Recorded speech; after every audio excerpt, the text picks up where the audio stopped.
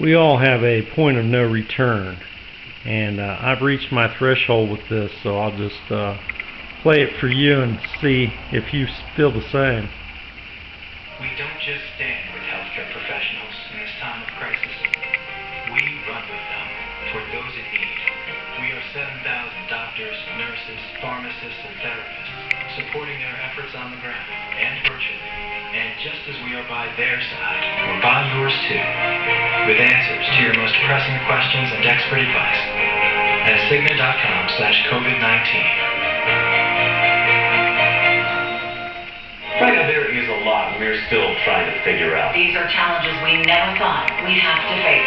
I'm Chris Brinton. I'm Deborah Takahara. I'm Martha Gonzalez. Jeremy Hubbard. Kate Harshman. Megan Halloran. Natalie Tisdale. Karen Stanbury. Kurt Yankee with Fox 31. Trying to do my small part To help Coloradans in this crazy time. How long will this whole thing last? How big will this impact be? When can we leave our homes and just be together again? When you can't see the path forward. You should look at the people beside you. Right now, what I'm seeing is pretty encouraging. Coloradans are doing their part Delivering meals. through teaching students virtually, Or just staying at home to help flatten that curve. never losing sight that if we all do our part, We'll make it through. I'm also finding relief in what we can always count on. our promise to each other, wherever the virus spreads, Whenever there's something new to learn. whatever happens in Colorado, Fox 31, Colorado's own Channel 2. together with you, we're on it. Businesses. The bill includes $100 billion for hospitals and a nationwide testing program as well. That bill comes at a time when another 4.4 million Americans filed for unemployment in the last week. That brings the total for the last 5 weeks to more than 26 million. It is the worst stretch of job losses in U.S. history. This trend could push the unemployment rate to 20%, which would be the worst level since the Great Depression. Accused of a cover-up, a new report is raising questions about the origin of COVID-19 and China's response. We've all heard the predictive programming from Bill Gates talking in advance. Everyone's talked about, oh, Bill Gates he said beforehand, he warned us that this was going to happen, and why didn't we listen? It's called predictive programming. And it isn't just Bill Gates who spoke about a pandemic occurring down the line. Specifically, a few of these people actually used they used phrases like 5 years from now, which ended up being the 2019, 2020, which how ironic is that? But there's people out there who understand what predictive programming is. Predictive programming is them showing you what they're going to do before they do it. They use films to do this. They use politicians to do this. This desensitizes your brain. For when this happens, it already makes your brain prepared for it. And then when they come in with the rules, the regulations, and show you this, what's happening in the world on the television set, your brain's already desensitized to it because you've seen it before. Now, you might not remember exactly where, but then you see clip after clip after clip of movie after movie after movie showing you this, preparing you for it. That way, when you turn the TV on, or maybe you don't have a TV, you turn the internet on, because everybody's clearly on the internet if you're here on YouTube. So for the people out there who like to go, I don't have a TV, I shut it off 10 years ago, and I tell people not to watch the TV, but I'm on the internet. Same difference. People watch the TV on the internet, you watch YouTube, you read. It's the same difference. The propaganda is everywhere. But they've been planning this, and I'm going to show you now in a nice variety of clips, starting with Barry Obama, who openly told us to plan for this, to George Bush, to movies, to everyone. It wasn't just Gates preparing people for a pandemic. It wasn't just that specific person that seems to always get the credit, Bill Gates. Everyone's been telling everyone about it for a reason, to prepare people for it. The National Strategy for Pandemic Influenza, Homeland Security Council. Inside of that manual tells you exactly what they're doing right now. Social distancing, all of this stuff. This has been planned for a long time. And now they are taking and collecting all the data they're getting from it to see how people are reacting to it. Do they need to do more mind control? Do they need to do more things to work our society into accepting a life of social distancing forever, into accepting a life where mandatory vax are going to be used and needed. These are all things that are going to happen. They just have to make sure that they have the pulse of the people. And right now, they're using all the data that they can gather from every form of the internet to everywhere possible through tracking you on your smartphones to seeing if you're obeying so that they can use that data and decide if it's time to roll through with this or if they need 5 more years for phase 2 to go through with it. But one way or the other, it's going to happen unless people rise up against it. And it doesn't look like that's going to happen anytime soon. But here is the plandemic. Years and years of people preparing you for it. There may and likely will come a time in which we have both an airborne disease that is deadly. And in order for us to deal with that effectively, we have to put in place an infrastructure, not just here at home, but globally, that allows us to see it quickly, isolate it quickly, respond to it quickly. And it also requires us to continue the same path of basic research that is being done here at the NIH, that Nancy is a great example of, so that if and when a new strain of flu, like the Spanish flu, crops up, 5 years from now or a decade from now, we've made the investment. And we're further along to be able to catch it. Speed and kind of pace with which it's spread. When you look at it, what is it that you think it tells us about maybe the potential for pandemics or anything? We're going to have to get quicker and nimbler at developing biomedical responses, the vaccines or whatever, or cures. It is vital that our nation discuss and address the threat of pandemic flu now. There is no pandemic flu in our country or in the world at this time. But if we wait for a pandemic to appear, it will be too late to prepare.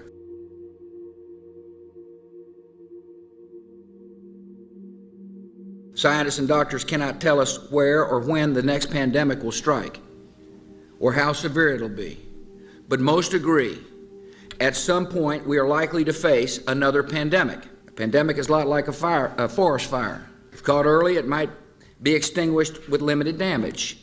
If allowed to smolder, undetected, it can grow to an inferno that spreads quickly beyond our ability to control it.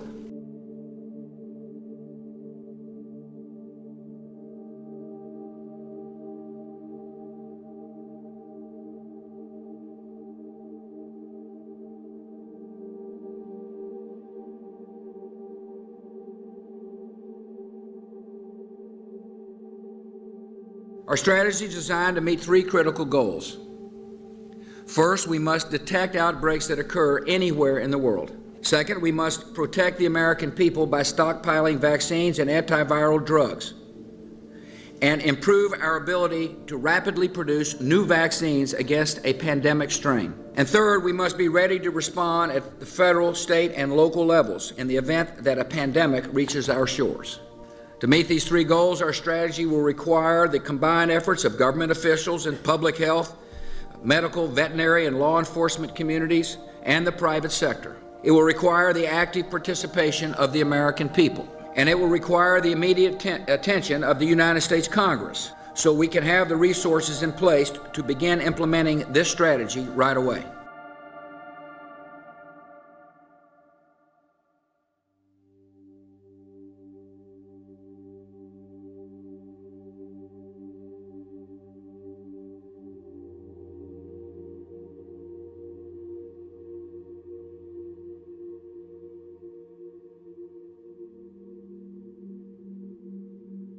And one day, many lives could be needlessly lost because we failed to act today. By preparing now, we can give our citizens some peace of mind knowing that our nation is ready to act at the first sign of danger, and that we have the plans in place to prevent and, if necessary, withstand an influenza pandemic.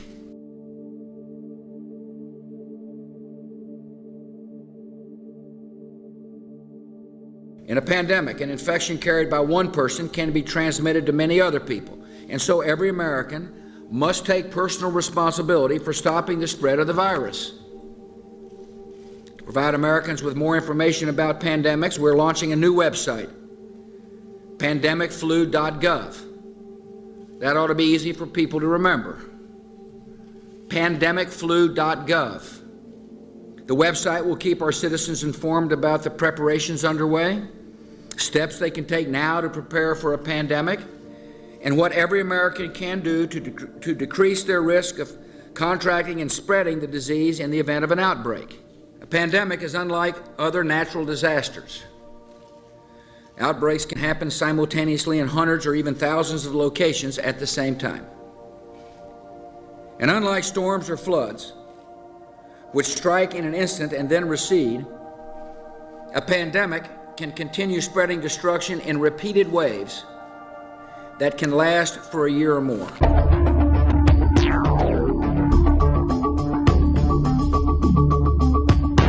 Your car, sir. You're taking your car. No, I'm not. I'm immune. I've already had it. And my daughter's not sick. We have exhausted our supply of meals ready to eat for today. What? Please remain calm. You'll be set free. Hey, can we get some help over here?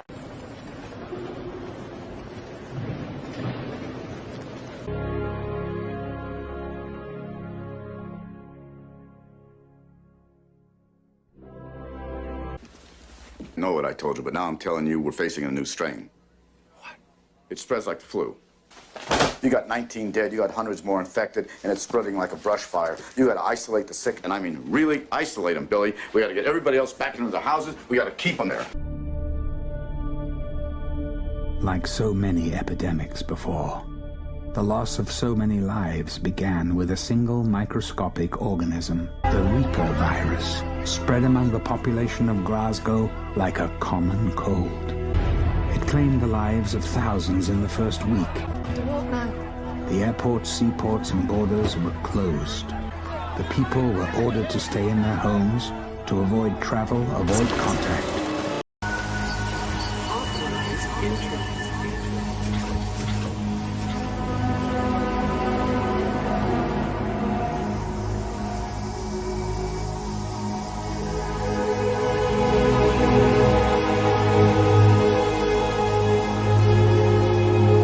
If someone had said to you in December that by April, millions of people all over the world would be infected with a mysterious new virus that has no vaccine, you'd think they were talking about a Hollywood script. It's happened so fast, it almost doesn't seem real. Breaking developments in the coronavirus pandemic. The death toll rising in the U.S., more than 60 dead. Doctors on the front lines in Italy with an ominous warning tonight, calling this the apocalypse and telling the world to get ready. Well, most of us have never lived through anything like this. No one is immune to the COVID-19 virus. It threatens all of us. Now imagine a world where mass outbreaks of deadly diseases are commonplace. Well, it sounds scary, but that might not be too far off. The World Health Organization has warned in a BBC interview that we're entering a new phase where such a reality is, quote, a new normal. As the coronavirus pandemic brings life across the country to a grinding halt, Americans are facing a new normal. It is a new normal that we all have to get used to. I know a big question, Tom, from a lot of New Yorkers. When might we ever get back to normal? The governor talked today about working toward a new normal. So we're going to a different place, which is a new normal. This morning, almost 40 million Californians waking up to a new normal. Social distancing at schools and businesses. You may be having dinner with a waiter wearing gloves, maybe a face mask, dinner where the menu is disposable, where your temperature is checked before you walk in. A new normal that will hopefully allow America to reopen. Looking forward into this next phase of reopening and establishing some kind of new normal. Embrace the new normals of social distancing and sheltering in place, all the physical isolation. Now masks are becoming the new normal. What do you think? Can schools operate under social distancing guidelines? And is that what they're going to potentially have to do as the new normal? When we get out of the sort of new normal and get to a new normal. Just trying to cope with the new normal. This is the new normal.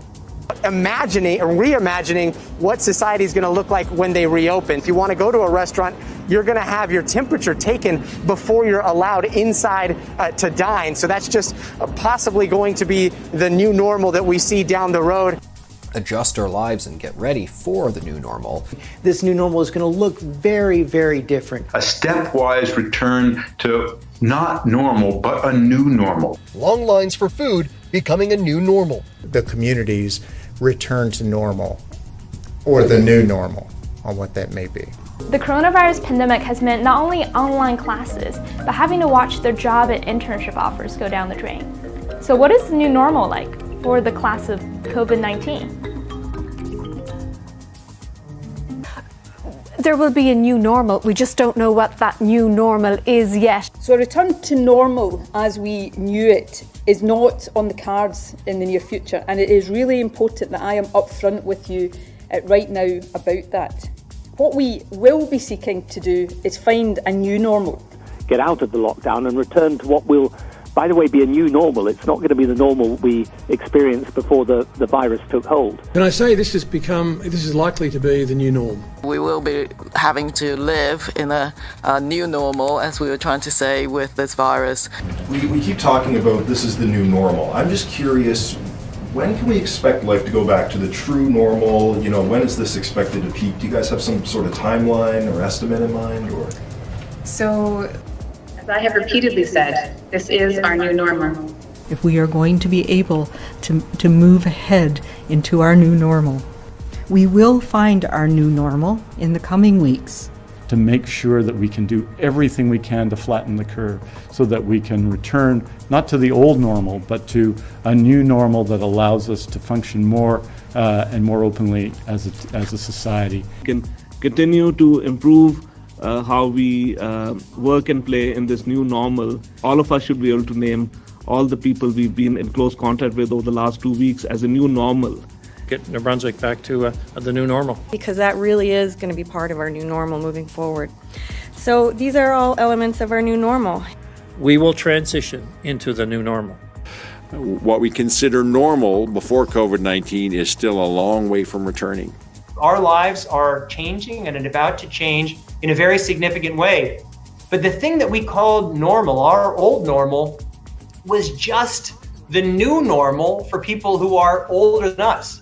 And this new normal that is so shocking for all of us is just the normal of future generations. I don't mean future generations 50 years from now. I mean people who are born 5 years from now. The best hope of getting back to normal as soon as possible is never getting ahead of where we are right now.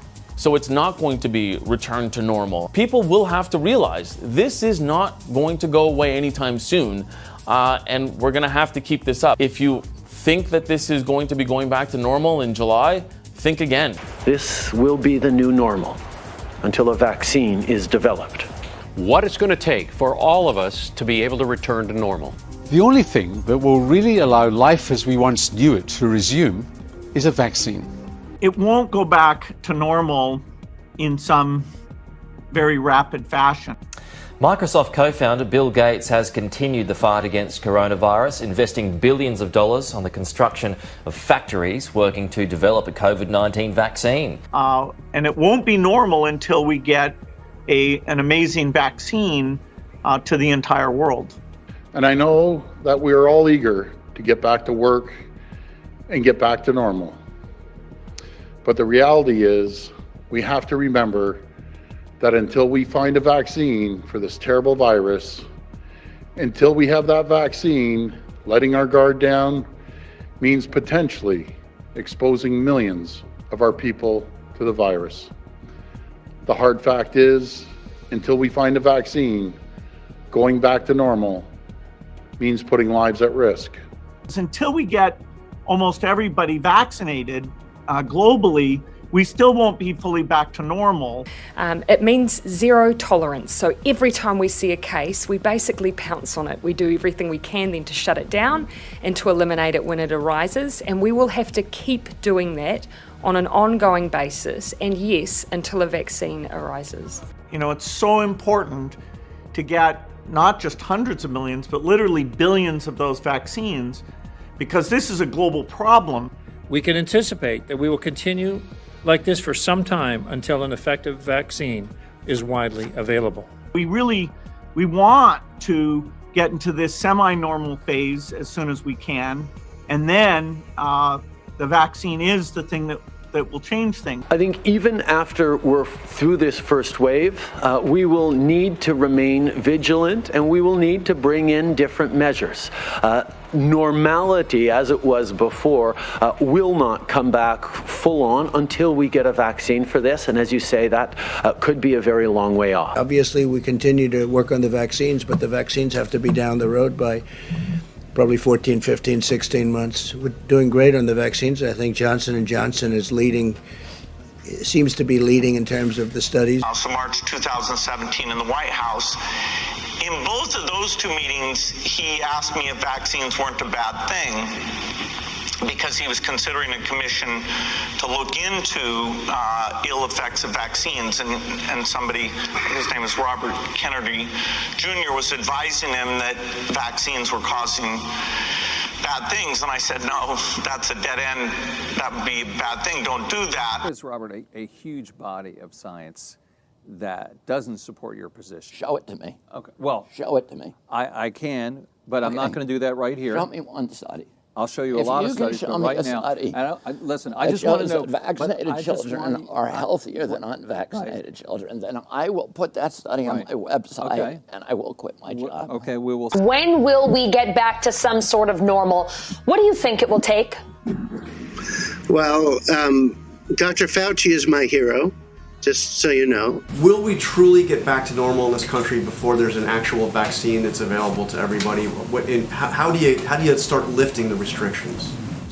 Yeah, well, John, if back to normal means acting like there never was a coronavirus problem, I don't think that's going to happen until we do have a situation where you can completely protect the population. Like large public gatherings may not resume until broad vaccination has taken place. The way we go back to the way we were before is going to take time.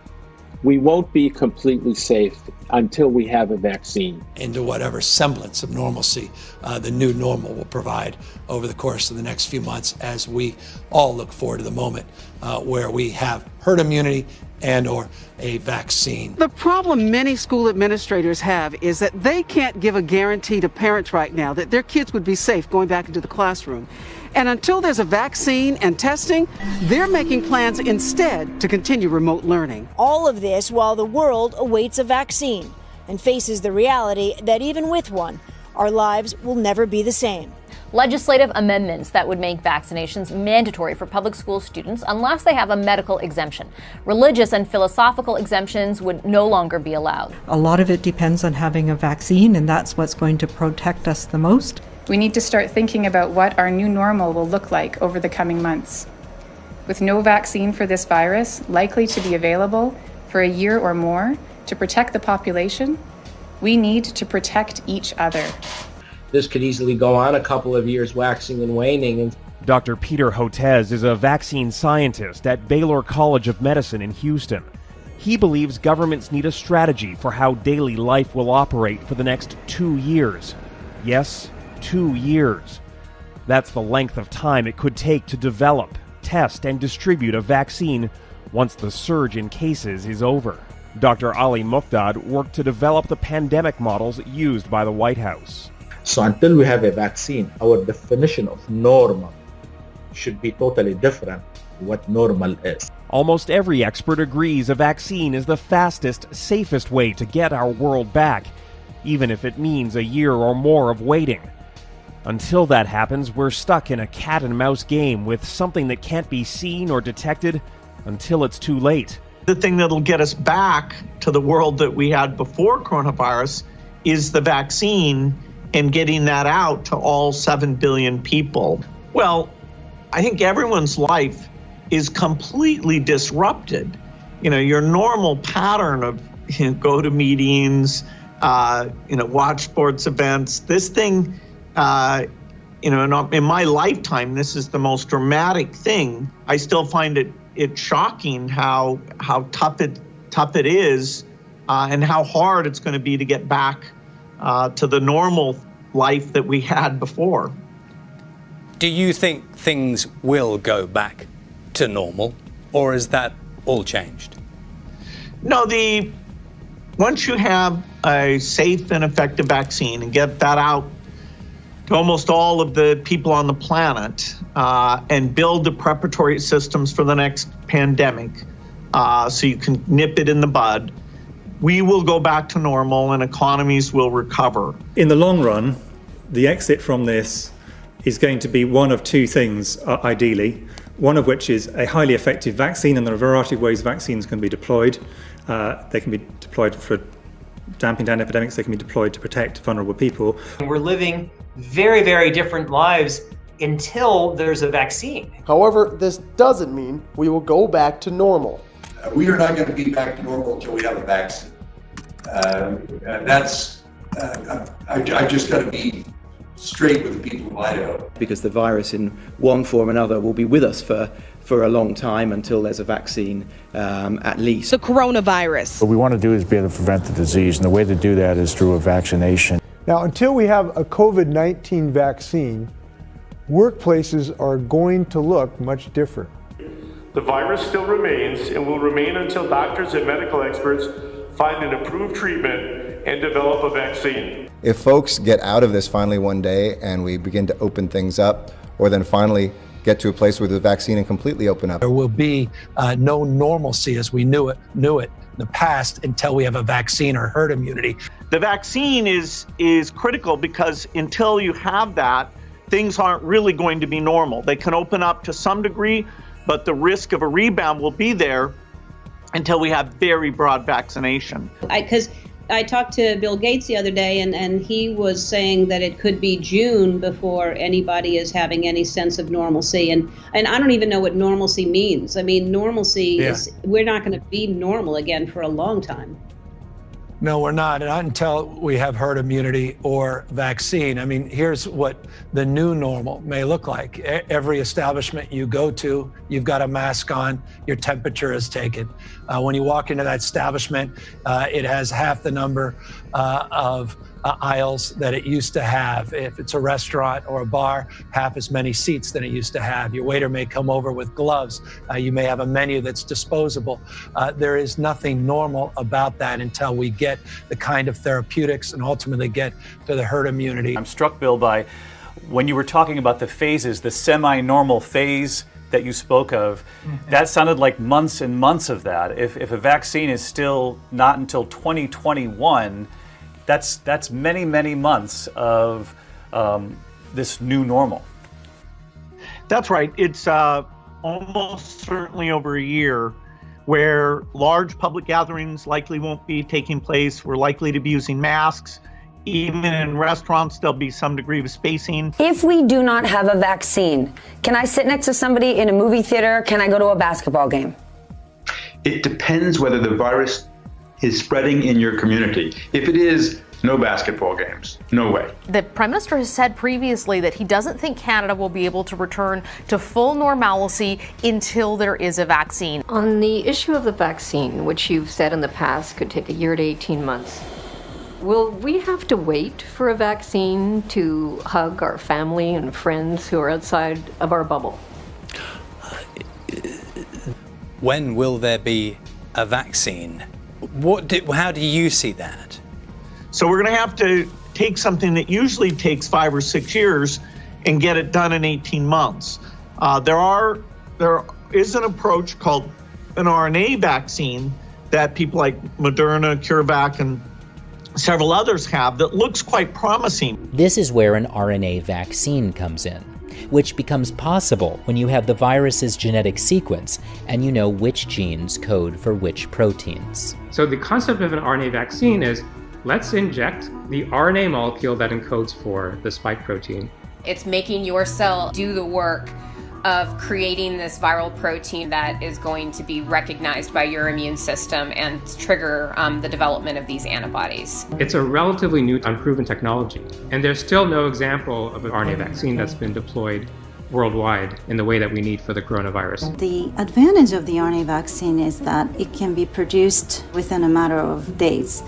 So these types of vaccines are much faster to generate. I'm the first person in the United States to receive the experimental coronavirus vaccine. I was the second person to enter into a COVID-19 trial vaccination. Eventually, what we'll have to have is certificates of who's a recovered person, who's a vaccinated person, because you don't want people moving around the world where you'll have some countries that won't have it under control. Sadly, you don't want to completely block off the ability for those, people to go there and come back and move around. So eventually there will be sort of this digital immunity proof that will help facilitate the global reopening up. Meet the RFID microchip. This tiny chip, which can be implanted into your wrist, yes, I did say wrist, uses short-range radio frequency identification, similar to the tech used to track your pets or your phone. Once implanted in your body, it could identify you as you pass through the airport, open the door to your home. It could even be used to buy groceries at the supermarket. Now, your driver's license, passport, keys, and wallet are all inside your body, contained in something the size of a grain of rice. A lot of people are wondering when things are going to return to some semblance of normalcy, but let's talk about what that might actually look like. You talk about returning to some semblance of normal. What are we saying that looks like? I mean, you mentioned keeping up social distancing. What could life look like, say, 6 months, a year from now? Apple and Google announced new technology that could help. Phones ping other phones around them with their location. People who contract the virus report their diagnosis to the app, and anyone who came close to them is notified. In Hangzhou, to enter a tower block, you need to have your temperature taken and registered. And you must have an app on your phone into which you input your name, temperature, recent travel, and ID number. The information generates a color code. In Hangzhou, to go out of the community or to public activities, you need to have a green code. This green, yellow, or red code is automatically decided through the system. It uses big data to decide whether you've been to affected districts or come into contact with those people. But what if you're well and get a red code anyway? This man says he self-isolated while visiting Anhui province near Wuhan and back home in Shanghai. But there's no way to challenge the technology. Our office building here, you need to register. You need to show the code to demonstrate that you're healthy. So when I was red, there was no way I could go to the office and work. I didn't do anything. Then after 2 or 3 days, I looked and suddenly it was green. I don't know why, but I think that although it's not really reasonable, it is still a preventative measure. But few know exactly how their data is being used. We actually looked at the back-end code that the app was running, and what you could see is the moment that a user gives it permission to access data, it immediately sends a function that says report info and location to police. And then we looked into it, and the police were a key developer of the product as well. And so from that you can tell that the data is basically being sent back to the police the moment somebody actually uses the app. The Australian Department of Defence has selected Dragonfly to integrate and commercialize its breakthrough detection technology. This technology can, from a distance, determine fever, which is much different than determining just temperature, cough detection, respiratory rate, heart rate, and blood pressure. So what this detection technology can do is help establish a global early warning system for infectious and respiratory diseases. A team of researchers say the U.S. could have to endure social distancing for 2 more years unless a coronavirus vaccine becomes available. The Harvard School of Public Health published the projections in the journal Science this week. The group says they used data about COVID-19 and other similar viruses to create possible scenarios. The researchers are predicting wintertime outbreaks of the virus will probably occur after this current pandemic wave. As a society, beyond just this immediate situation, we should start looking forward to understand how this experience is going to change us or how it should change us, because this is going to be transformative. It is going to be transformative on a personal basis, on a social basis, on a systems basis. We're never going to be the same again. We're not going to forget what happened here. The fear that we have, the anxiety that we have, that's not just going to go away. When do we get back to normal? I don't think we get back to normal. I think we get back, or we get to a new normal.